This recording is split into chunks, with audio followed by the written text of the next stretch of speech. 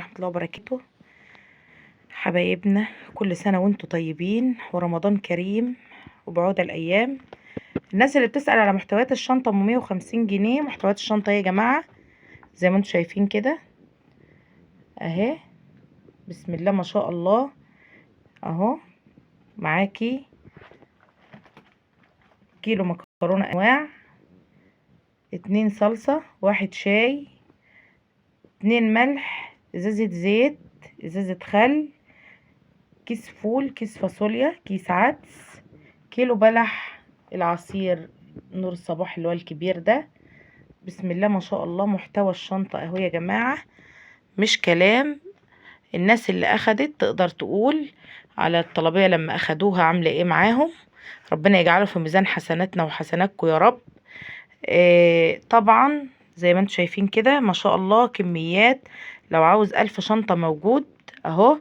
والناس اللي طالبة الاوردر بتاعها ان شاء الله باذن الله تقدروا تيجي تستلموه الصبح اهو.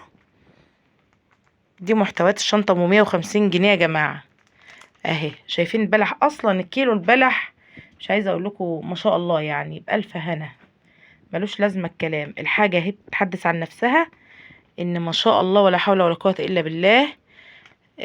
فيها لله فعلا، مش عايزين نقول بقى حاجة ازيد من كده. محتويات الشنطة اهي يا جماعة.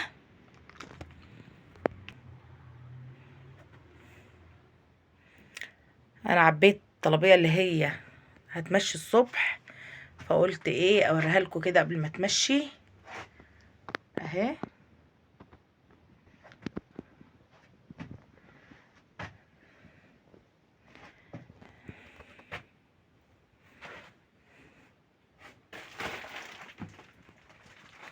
لسه هنعبي في الشنط اهو. نقول لا اله الا الله، كل سنه وانتم طيبين ورمضان كريم.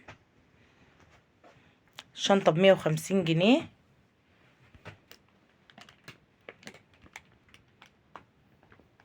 كل سنه وانتم طيبين يا جماعه وبعود الايام، ربنا يجعله في ميزان حسناتكم يا رب. اهو محتويات الشنطه 150 جنيه. معانا تقدر تعمل اكبر كميه شنط، وما شاء الله الشنطه جميله جدا.